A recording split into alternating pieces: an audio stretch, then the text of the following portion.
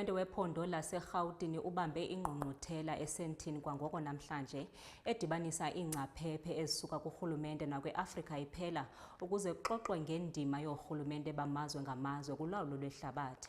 Inkulumbuso uPanyaza Lesufi uthethe ngendlela zensebenziswano kulawulo lwedolophu ukujongana nemingeni efana nokuxinana kwezithuthi, inhlekele zezindlu kunye nezikhukhula.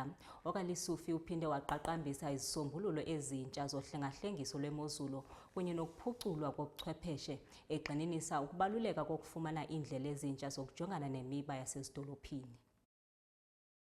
Selidumela eMantsompeni ngaphambi kwengqungquthela ye-G20 eNingizimu Afrika, kanti osukwini lanamhlanje uhulumeni wesifundazwe saseGauteng ubambe isemina endaweni yaseSandton ukuze ahlole indima yohulumeni bamazwe angaphansi nezifunda endaweni yokubusa emhlabeni jikelele. Lo mcimbi uhlose ukuhlanganisa ongoti bezinhlaka ezahlukahlukene zikahulumeni kanye namazwe ase-Afrika wonkana ukuze kudingidwe izindlela zokusebenzisana ekubuseni amadolobha, kubhekanwe nezinselelo ezifana nesiminyaminya esinzima sezimoto, izinkinga zezindlu kanye nezikhukhula. Namhlanje uNdunankulu waseGauteng uPanyaza Lesufi wethule ngempumelelo inkulumo yosuku elandelwe yizingxoxo zethimba ezigxile ekuqondeni izinto ezikhathaza amazwe ngamazwe mayelana nezinguquko zesakhiwo kohulumeni bamazwe angaphansi kanye nenqubomgomo. Local governments today find themselves at the various levels of rising community demands and constrained resources. It is widely acknowledged that communities' needs are ever evolving. As populations grow within urbanization context, they expect better infrastructure, better housing needs, as well as social services.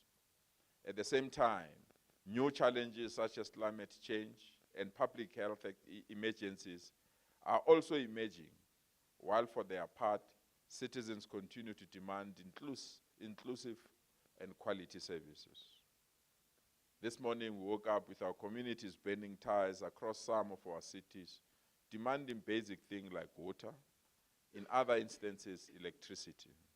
This demonstrates what we are confirming here, that our communities feel that there are services that need to be provided to them, regardless of the constraints that are associated with the financial or budget needs.